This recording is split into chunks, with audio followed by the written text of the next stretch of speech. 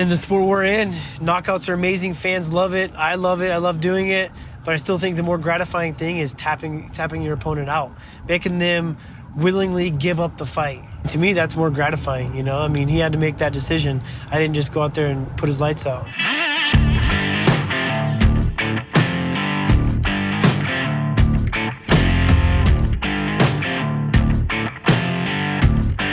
Born and raised in California, went through college in Southern California. Been fighting my last 6 years out of Sacramento, California, but my head coach, Dwayne Ludwig, he was my head coach out in Sacramento for Team Alpha Male, moved out to Colorado to start his own gym back from where he's from.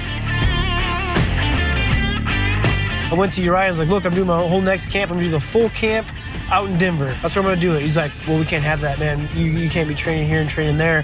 That looks bad on us. I was like, what the hell is going on? And so, yeah, the beef's real, man. I mean, he really kicked me out of the gym. Luckily enough, Colorado's been awesome, and it's actually been a better situation for me. But the beef's real, man. I mean, like I said, it doesn't make sense to me. Uriah's acting like a high school girl, the way he's creating this drama, and it doesn't make sense at all. You know, as a kid, I was always getting in a little bit of trouble here and there. It wasn't nothing like too serious, but wouldn't mind getting in trouble, you know, having some fun, and grew up in a real small town, so you're able to, you know, get away with a lot more, and it definitely bred me for who I am today. Looking back, I don't feel like my size had anything to do with, you know, having to make up for it. Because of getting into wrestling and having that advantage against bigger kids in my class and guys that played football or basketball, I was able to hold my own just because of wrestling. You know, wrestling kind of saved me in that aspect, to where if I wouldn't have wrestled, yeah, I probably would have got picked on a bunch, you know, but, you know, I could take someone down and make them feel like a fish out of water and mess with them a little bit, and they'd be, you know, a good 80 to 100 pounds heavier than me.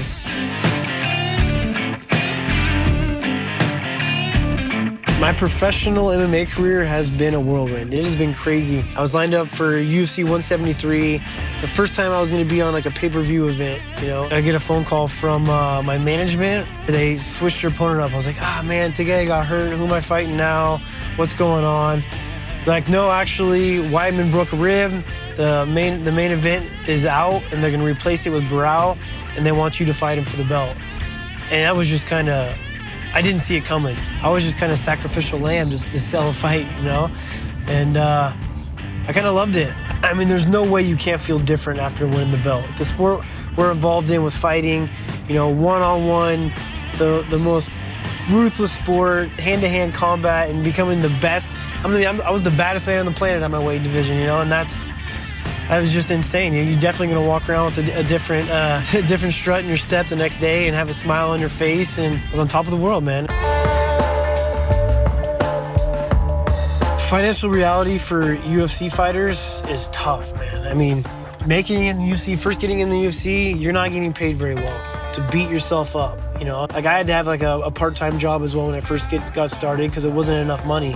And then depending on how healthy you stay and if you keep winning, if you can make money, you know? I mean, if you can only fight once a year because you got hurt, or twice a year because you're getting hurt, or can't line up a fight, you're not making enough money to feed your family or pay the bills.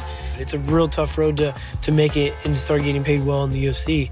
But that's what separates the strong from the weak, you know?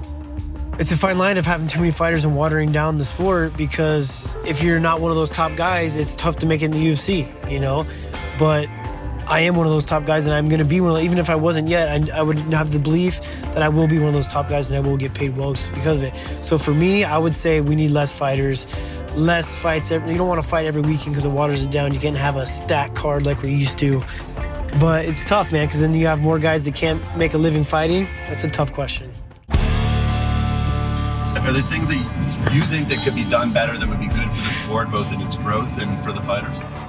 Oh, the judges, 100%. There's way too many decisions being, I mean, guys' careers are being completely changed in the hands of these three idiots that think they're scoring a fight that they have no idea what they're doing.